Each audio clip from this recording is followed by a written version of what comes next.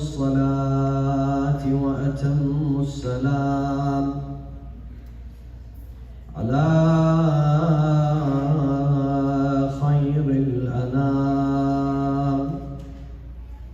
سيدنا ونبينا وحبيب قلوبنا العبد المؤيد والرسول المسدد المصطفى الأمجد أبي القاسم محمد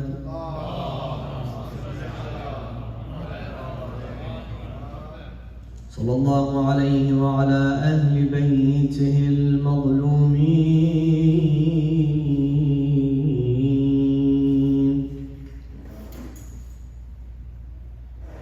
قال الله تعالى في محكم كتابه الكريم: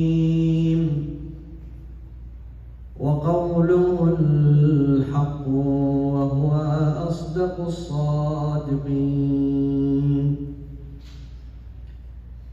أعوذ بالله من الشيطان الرجيم.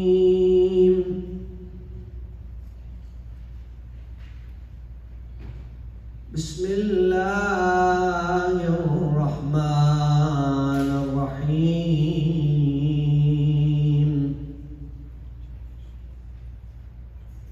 ونريد أن نمن على الذين استضعفوا في الأرض ونجعلهم أئمة ونجعلهم الوارثين.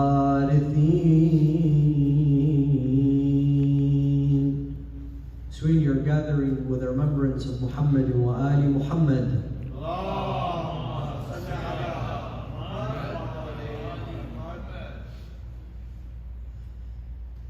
As a gift to the soul of Sayyidina wa Mawlana wa Habibina Rasulullah and his honorable and purified progeny, recite the second salawat.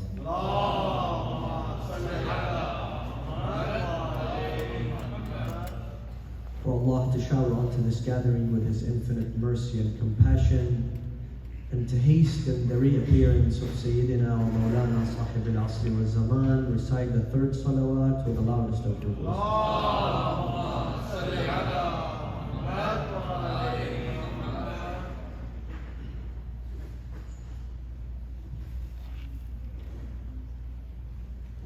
August 2022.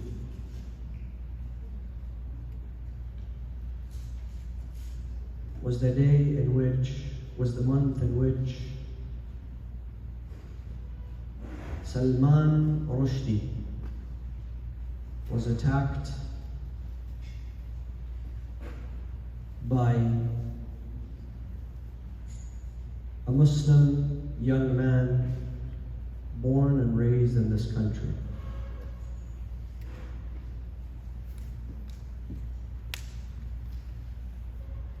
And whether we accept or not, this became an extremely important discussion. Everywhere we looked, we found that the news outlets are discussing this very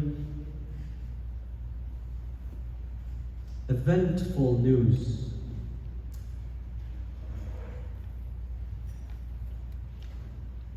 For many individuals who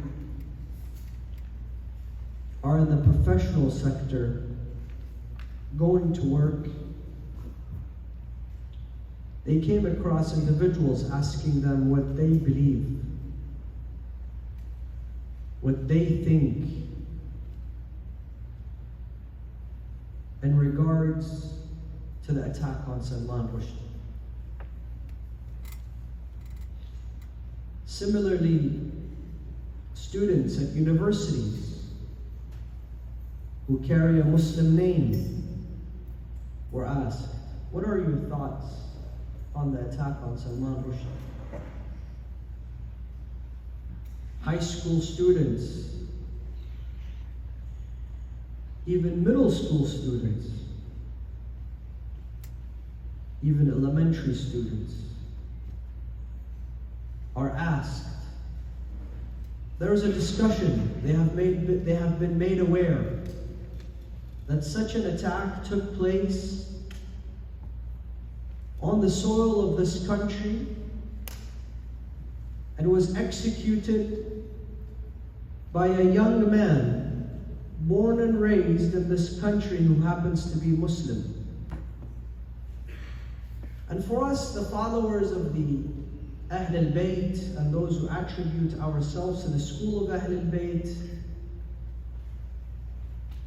it even goes a step further, where you have leaders from other madahib and other schools of thought reaching out to community leaders. Then what are your thoughts on this? This is reflecting on all the entire Muslim community. Why don't we have a statement, and why don't we have an explanation? What are your thoughts? Where do you stand?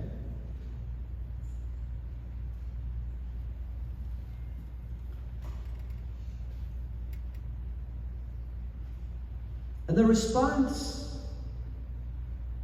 must come from the minbar.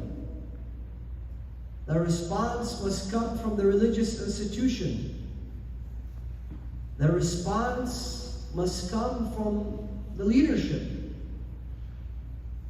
Or else, my son, my daughter, your nephew, your niece, you yourself at work, yourself conversing with another friend, how would you have an adequate response? First of all, what is the Islamic stance from apostasy? How do we define an apostate? How should we deal with someone who claims they are now an enemy of the religion of Islam, who lives in Muslim countries? And how do we deal with one who lives in non-Muslim countries?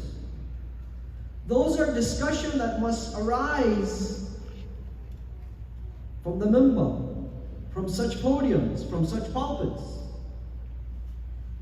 Or else, what would be the fruits of 2 months of majalis of Imam al-Hussein, Muharram and Safar, and all the way to the 9th of Rabi' al-Awwal? 69 evenings.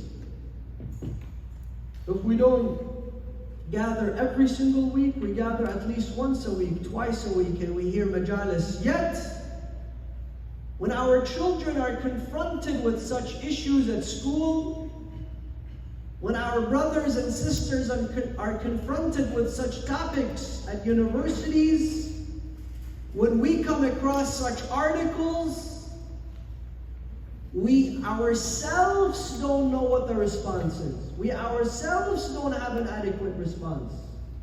We ourselves are not ready,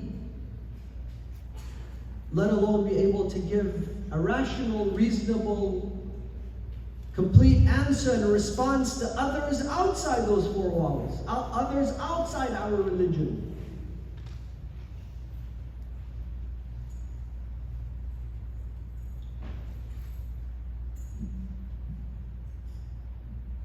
And the issue does not stop there, brothers and sisters. The issue certainly does not stop there.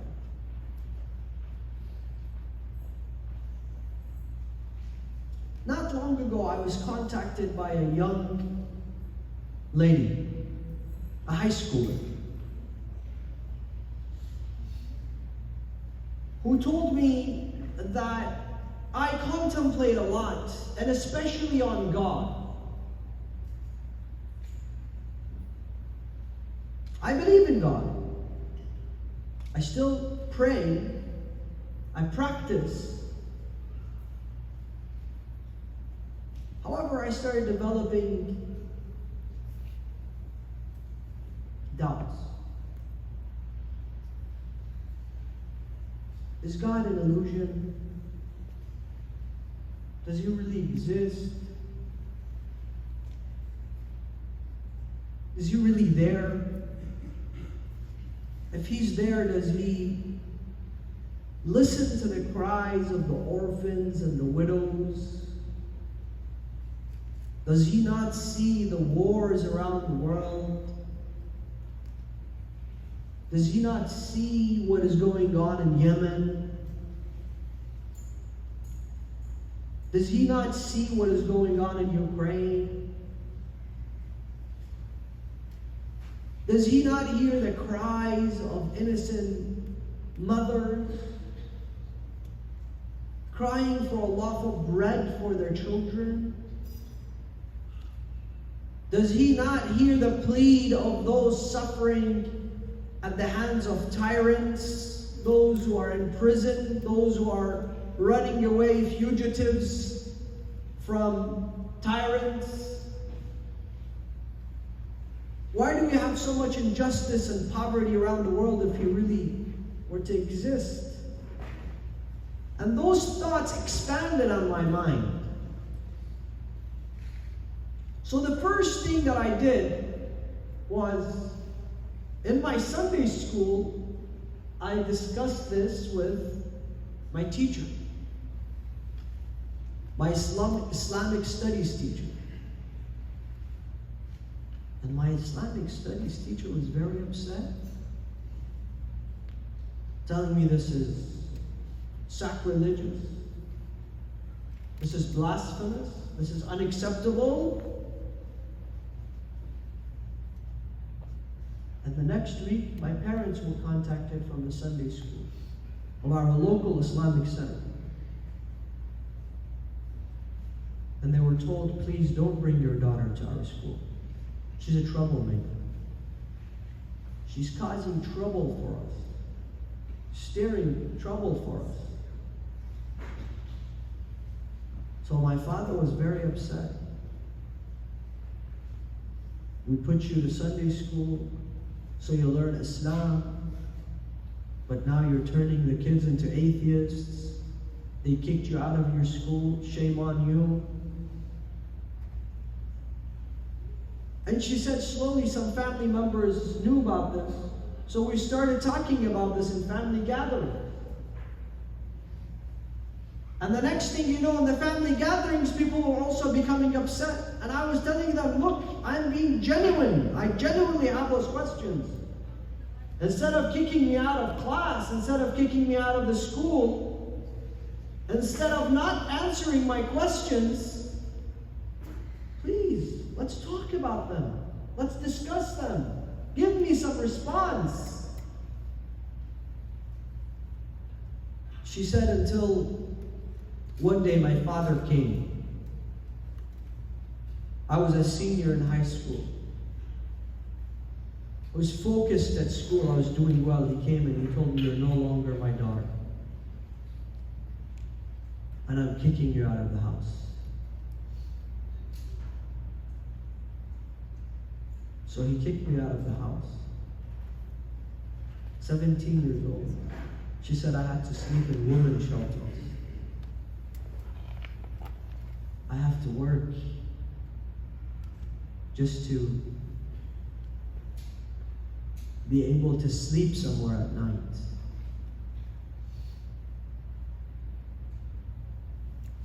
So her question was, what type of God allows this? You tell us Allah is Arhamur Rahimeen. Bismillah ar-Rahman ar-Rahim, but where's the Rahmah?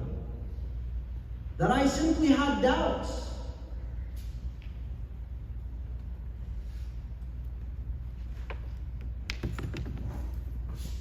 Just because I had doubts and I had questions, I have to be kicked out of my house.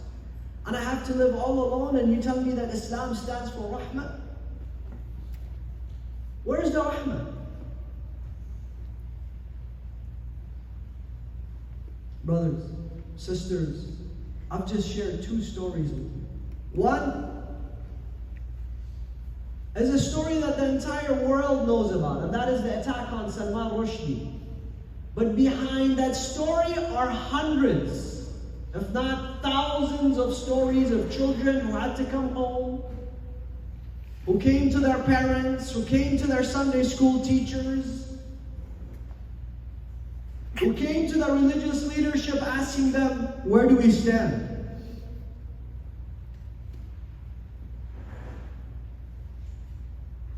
Isn't Islam a religion that promotes freedom of thought? Then why was this man attacked? And the second story of this teenage girl is a story that exists in many homes. Maybe not as extreme as kicking their own child and disowning them, when being thrown out of a Sunday school, this is like a walk in the park.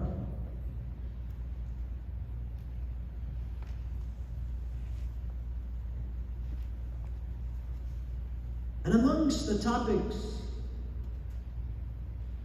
that always come up,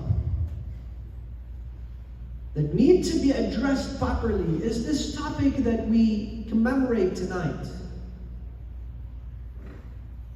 The imamah of the 12th Imam, Imam al-Mahdi, Ajjalallahu ta'ala farajah. The Messiah at the end of time. Because many people will tell you that the religion of Islam, if it were to gain power and momentum, if it were to once again have central leadership, guess what? There's going to be bloodshed all over again. They speak a great deal of mercy and compassion and freedom. But at last, if they become the governing body of this world, you're not going to see the color of freedom.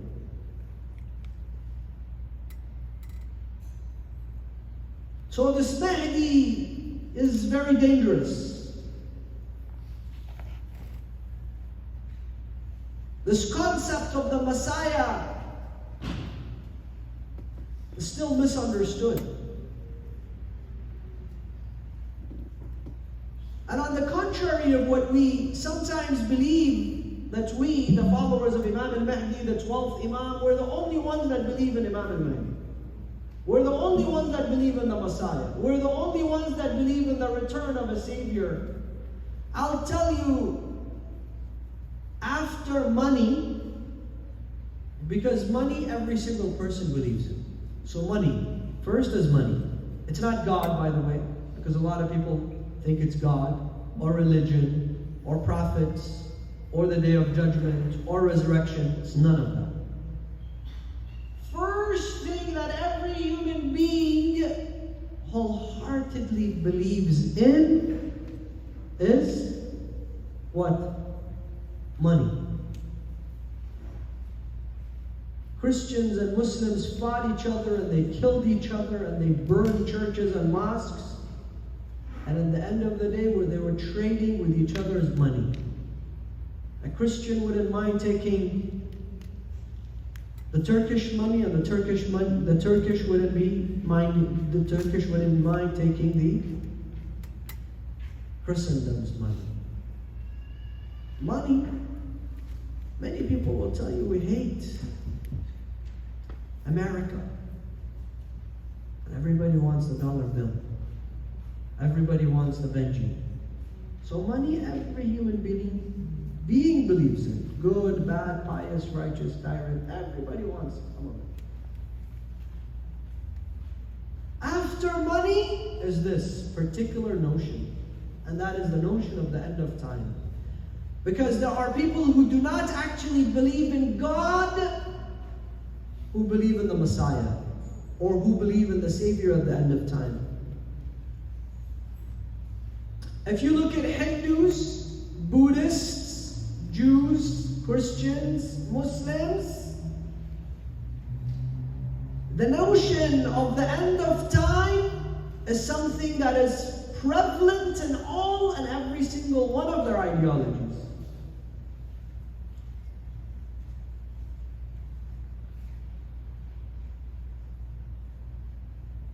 So it's not that we are the only ones that believe in the end of time. Not only the end of time, But we believe we're the only ones waiting until Allah, or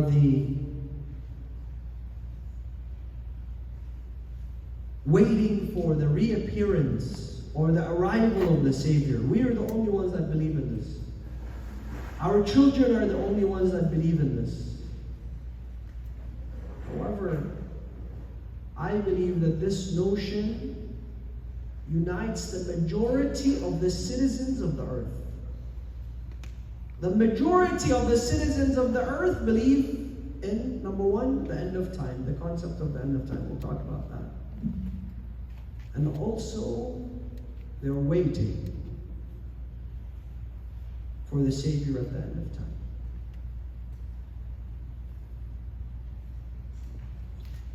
And we have to be able to teach our children, teach ourselves, so that when our children speak of the religion, interact with others, they do it proudly.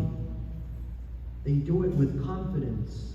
We give them the tools to give an adequate, convincing response. In fact, we should encourage them to discuss their religion, to talk about their religion, but in a way that makes sense to an average Joe in their school. I remember I was invited to a interfaith event. So there were two Muslims or Christians and Jews and different religions. And I happened to be the very last person to speak. So the Christian, and this is not a joke, this is a real story. The Christian went and spoke about love and compassion and refugees and all those things. The Jew, the same thing. The Hindu, the same thing. The Sikh, the Buddhist. Our Muslim brother, the Sheikh, went up and said, one personality who brings us together is Ibrahim. Very good. Yes, that's true. Ibrahim brings us together. Out of all the stories of Ibrahim, he chose to talk about when Ibrahim was struggling to cut his son's neck. And I could just see the look at the eyes of those people sitting there, that this guy, he's telling us ISIS is not good and this and that. And then he's telling us how Ibrahim was trying to cut his son's neck and that's wouldn't cut. And Allah subhanahu wa ta'ala says, "Ud'u ila sabili rabbika bil hikmati wal maw'izati al hasana." Let's also teach our children how to present Islam to the public. I remember once, again, this is not a joke, but a true story. I was lecturing at a university, an Ivy League, and a young man came to me and says, Sayyid, I'm getting to know someone, and she also goes to this Ivy League school, and she's not Muslim, so she has some questions about Islam. Inshallah, we'll get married and what have you. I said, sure. So she comes, and I'm thinking, she wants to ask me about, hypothetically, polygamy, right? Or inheritance, or something like this. So she says to me, what is matam? I said, we warn Imam al-Hussein. She says, no. The one that you bleed. I said, some people, they do this. She said, no, but he came full of blood.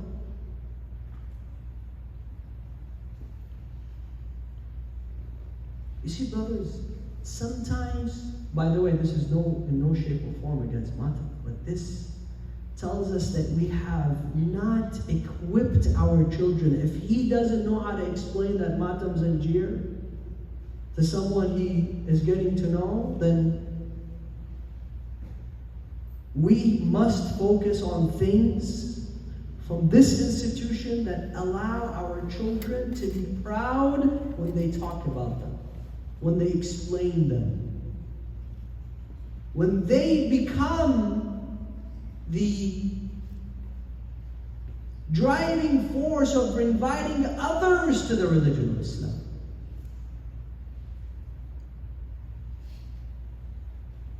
And like I said, one of those issues is the concept of the end of time. The end of time exists in all the Abrahamic faiths. The concept of the end of time is something that brings all the followers of the Abrahamic faiths together. What is the end of time? And the end of time, according to those three major religions and the Abrahamic religions, there is a plague.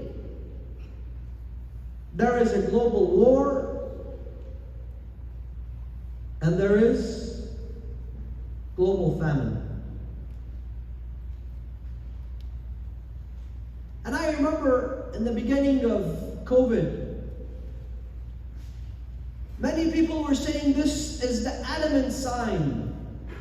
And Imam al-Mahdi within this year will reappear. And some people said within 40 days he will appear. And some people said within the year 2020 Imam al-Mahdi will reappear. And suddenly I was flooded by thousands of emails and questions. What are the eminent signs? Is this the year of the reappearance? In what way? In one way it was good, because I saw a lot of people becoming more religious, practicing, coming towards Islam, coming towards Allah, coming towards spirituality. And I noticed the same thing was happening with the Christians as well, that this is a sign of the return of the Messiah. So they were also getting prepared.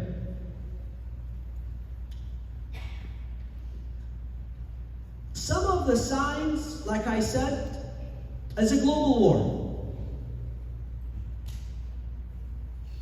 A global war which makes the citizens of the earth desperate.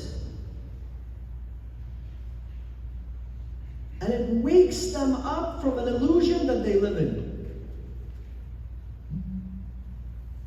And let me remind you, brothers and sisters, we unfortunately in this era, in this time, we live in an illusion.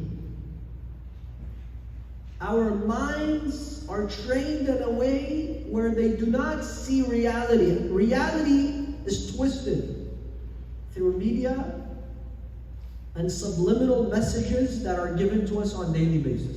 Let me give you an example.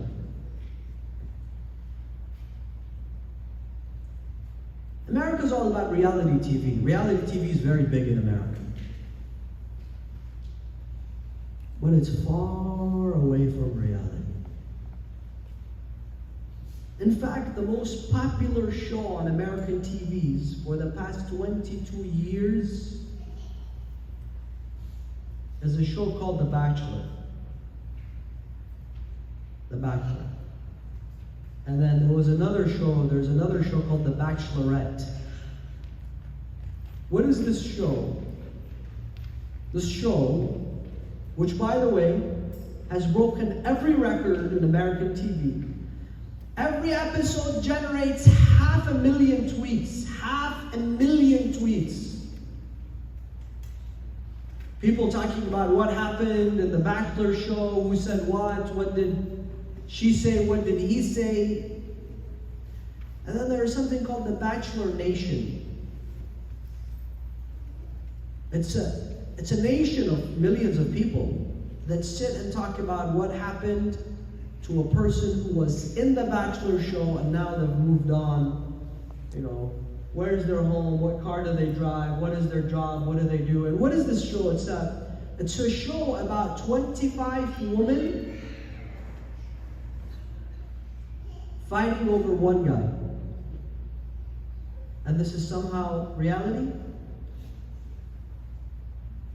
The guys I know, they haven't even been on 25 dates their whole life, let alone have 25 selected women run after them all at the same time. And this is somehow supposed to be a reality show.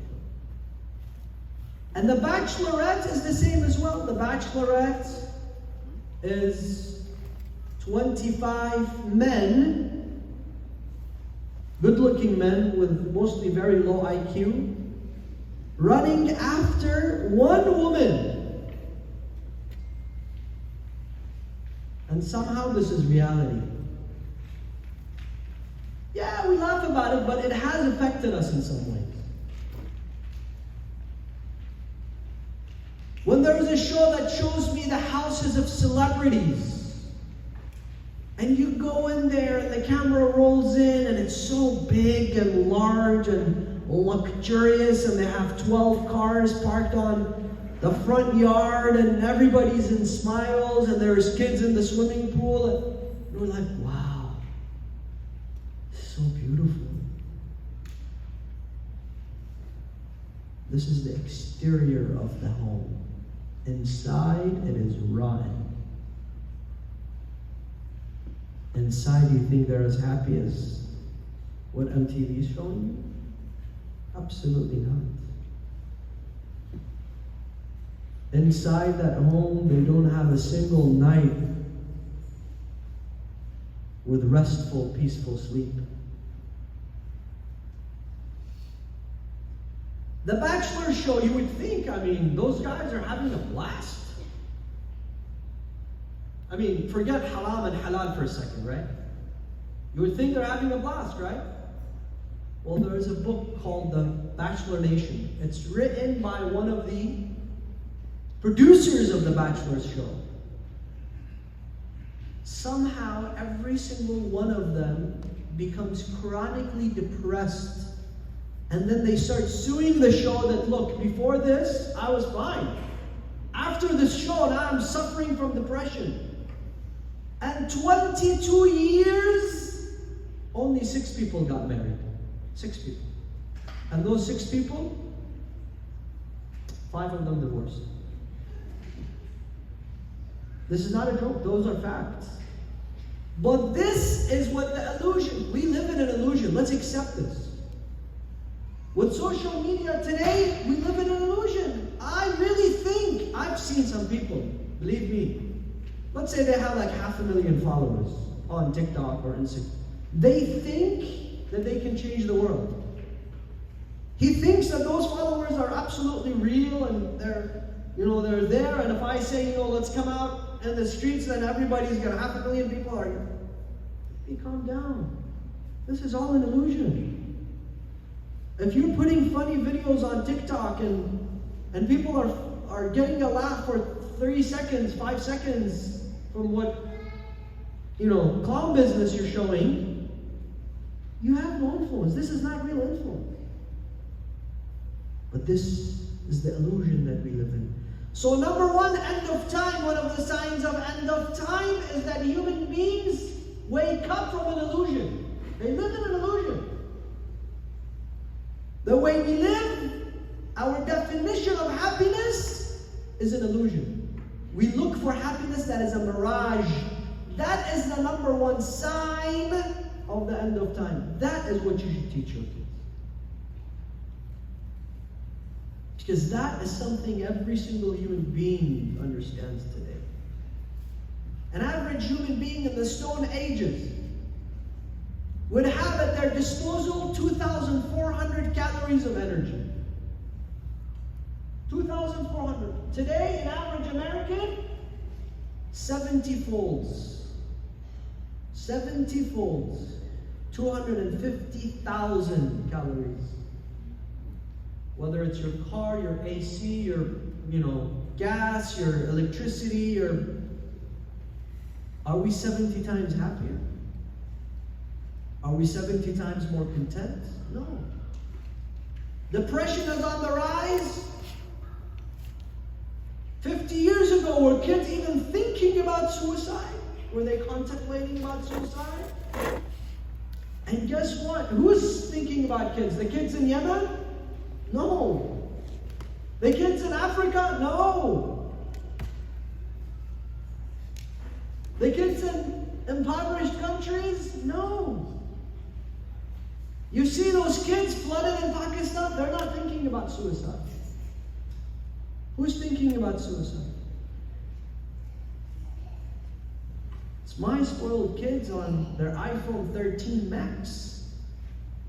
He wants to commit suicide. Whoa, why? You want to commit suicide?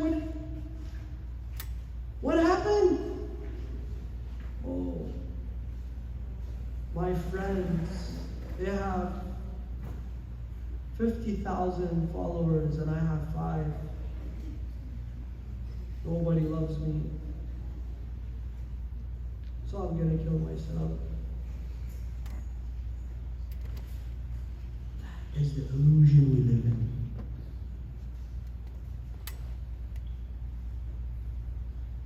Because we have not defined things the way they should to our children.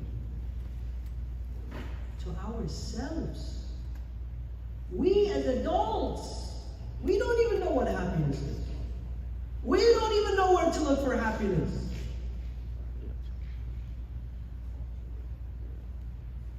We believe that the way for us to bring happiness into our homes is through what? It's through money.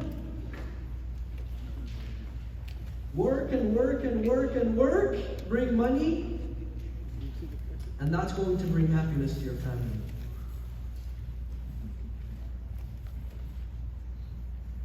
And what's funny is Allah puts those examples in front of us. Elon Musk.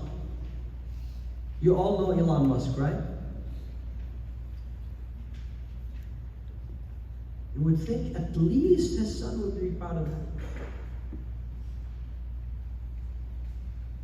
But his son says, I wish I had another dad. You wouldn't blame him. Look at the names he chooses for his kids. They're not even names.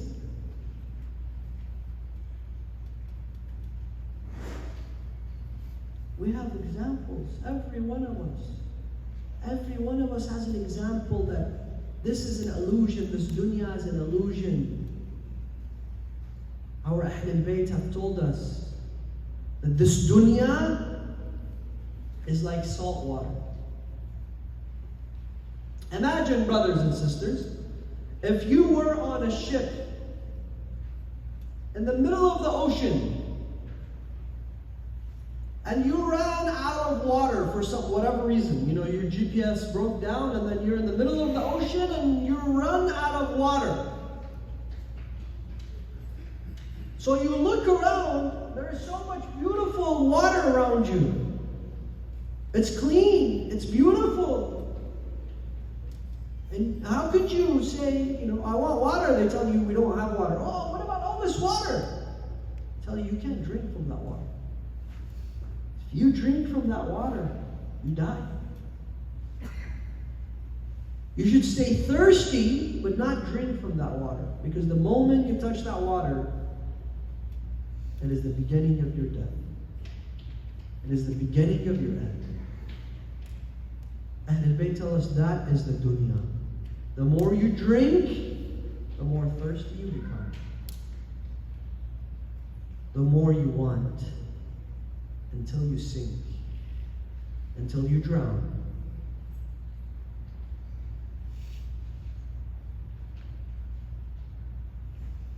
So all human beings, today we live in an illusion.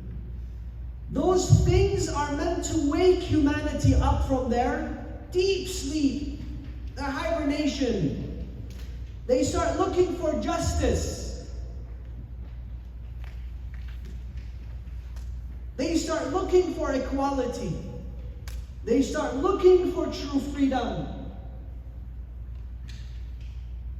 They understand that there is much more than this materialistic world. And for us Muslims, we have signs, eminent signs of the reappearance of the Imam. One is that there will be a call in the month of Ramadan. The entire world will hear the sign, will hear this call. أيها الناس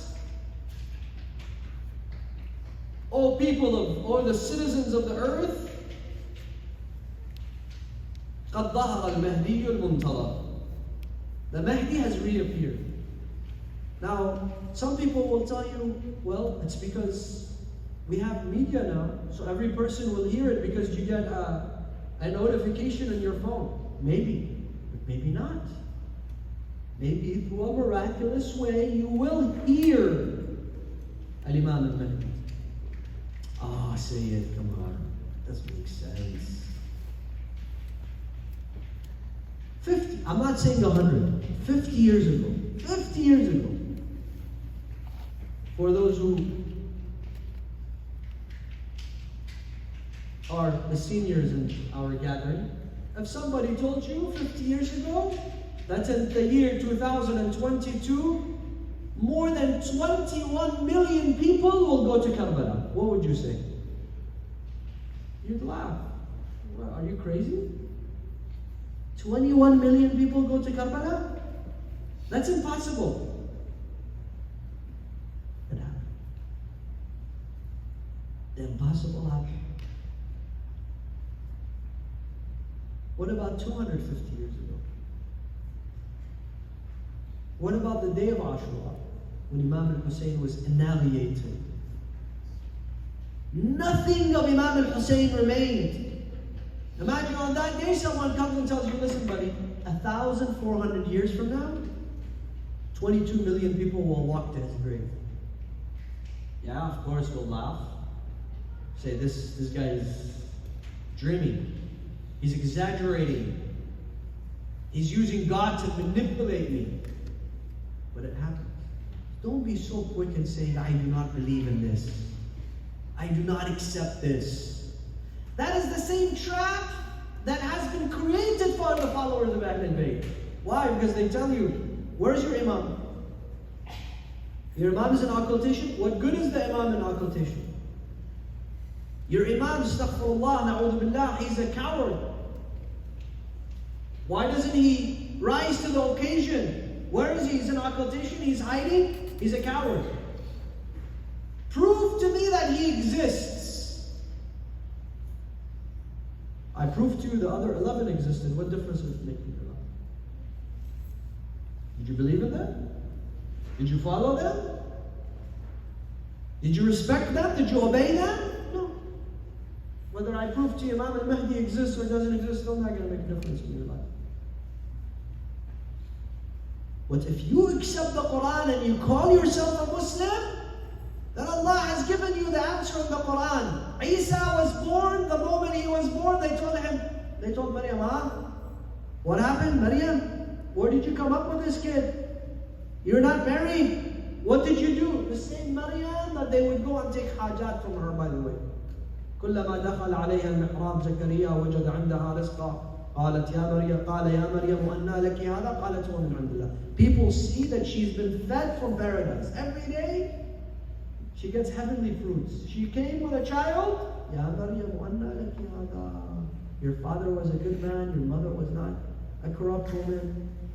Automatically they're accusing her. فأشارت إليه. She pointed to the baby. قالوا كيف نكلم من كان في المهد صبيا? How can we speak to a baby? قال إني عبد الله. قال إني عبد الله. He spoke from the cradle. Not just that. قال إني عبد الله آتاني الكتاب وجعلني نبيا. I'm a prophet. Musa, in the Quran, his birth was concealed. That is there for us to see. How can he live so long? How can Jesus still be alive? We Muslims all collectively believe Jesus is still alive. If you believe Jesus is alive, why do you doubt the Mahdi? If you believe in the existence of the concept that it is actually doable, not just Isa, Khidr is alive, according to Muslims. But yet, when it comes to Imam al-Mahdi, how can he live so long? Is Jesus alive? Yes. What good does Jesus do then if he's alive? If we say that about Imam al-Mahdi, God forbid we should also say that about Jesus. What good is his role? What good is his life if he's alive? What good is the role of Khidr?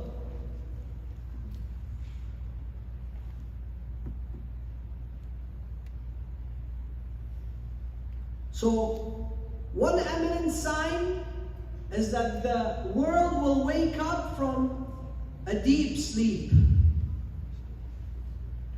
And they look for that justice that this earth needs.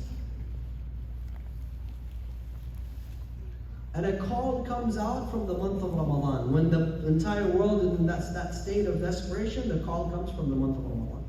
That year, from that time of the month of Ramadan to Hajj, where we call Saudi Arabia today, we don't know what it's going to be called then. Is it soon? Is it 10 years, 50 years, 100 years? I don't know. They will have an uprising and kill their king, their monarch. They will appoint another king. Within a week he will be killed. Another one, he will be killed. Every week they will switch kings. And you know, if this is going to be soon, inshallah, they have 3,000 in line. 3,000 prince. 3,000 people who claim to be a prince or fighting over the crown. So they have plenty. Every weekend they can put one. But there will be an uprising and they will be killed and Hajj will be banned and it will be difficult. But there will be a lot of people attempting to go to Hajj. The riwayat say 7 of our scholars, they make it to Medina. One of them, he will be the representative of Imam al-Mahdi. He will read a declaration from Imam al-Mahdi. In that interim time, when the government there is in chaos, As-Sufyani enters Medina.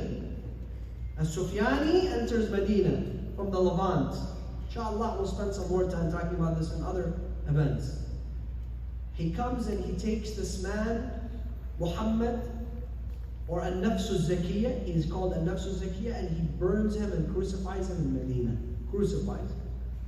His sister comes to aid him. Her sister's name is Fatima. They also crucify her. Many events. The whole world sees this. Those 7 scholars also make it into Mecca in the time of Hajj. In Hajj al-Ismail, suddenly they're all there at the same time. And the Imam is in Hajj al-Ismail. They come and they give him bay'ah. What does this bay'ah represent? This bay'ah does not just represent a personal bay'ah, but they take bay'ah from their communities.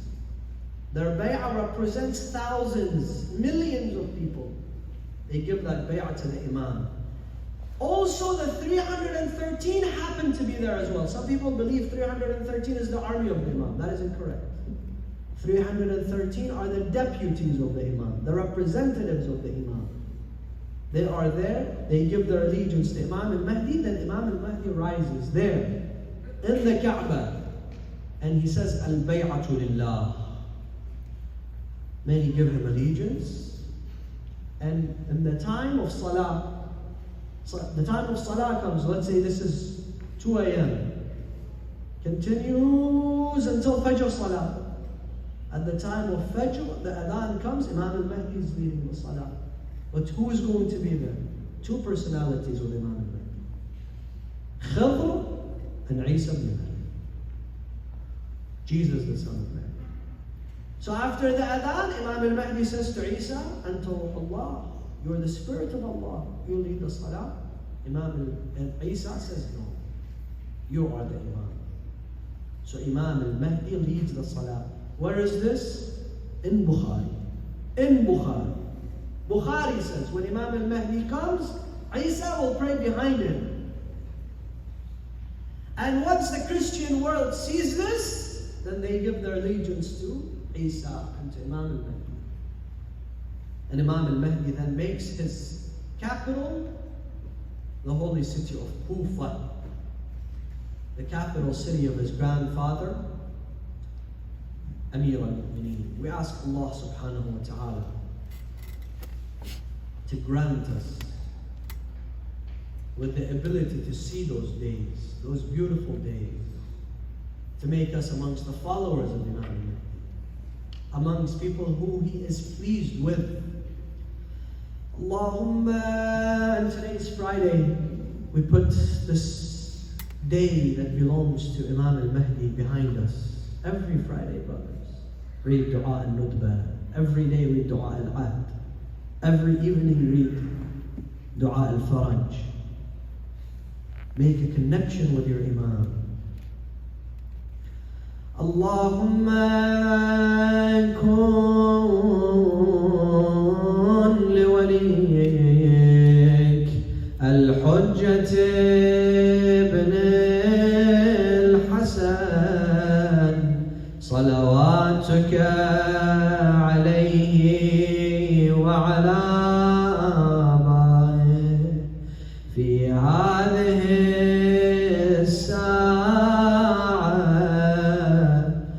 في كل ساعة وليا وحافظا وقائدا وناصرا ودليلا وعينا حتى تسكنه أرضك طوعا وتمتعه فيها طويلا. اللهم أرنا الطلعة الرشيدة والغرة الحميدة واكحل ناظري بنظرة مني إليه وعجل فرجا وسهل مخرجا. This part is part of Dua al-Ahd. I want you to read this dua. It says, Oh Allah, إن حال بيني وبينه الموت. Oh Allah, if death came between me and him, فأخرجني من قبري. Give me permission to rise out of my grave. فأخرجني من قبري مؤتزرا كفني شاهرا سيفي مجردا قناتي ملبيا دعوة الداعي في الحاضر والبادي. And the hadith says those who recite Dua al-Ahd 40 days in a row, when the Mahdi reappears and they're in their graves, an angel will come to them. He says, the Mahdi has reappeared. Would you like to join him? Brothers, Imam al-Hussein in Karbala did not have this opportunity. But with Imam al-Mahdi, there is that opportunity is there. From the Hawariyin, the disciples of Jesus, will join Imam al-Mahdi to the companions of Sulaiman, to the Prophet Sulaiman himself, and many of the believers. And inshallah, I would love to speak to you further on the companions of Imam al-Mahdi, and how Allah subhanahu wa ta'ala will allow some of them to join the Imam, even if they are dead.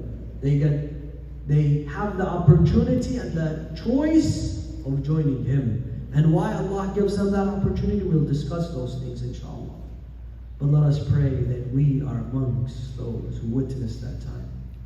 We pray for Allah subhanahu wa ta'ala to give us the honor and the privilege to continue the legacy of Al Muhammad inshallah, to be the servants of Al Muhammad, to be the protectors of the religion of Islam, to be the protectors of the message of Islam. اللهم اغفر للمؤمنين والمؤمنات والمسلمين والمسلمات الأحياء منهم والأموات تابع بيننا وبينهم بالخيرات إنك مجيب الدعوات. اللهم أدخل على أهل القبور السرور. اللهم شافي كل مريض. اللهم سد فقرنا بغناك. غير سوء حالنا بحسن حالك. اقضي عنا الدين وأجرنا من الفقر إنك على كل شيء قدير. Tomorrow there is a youth program at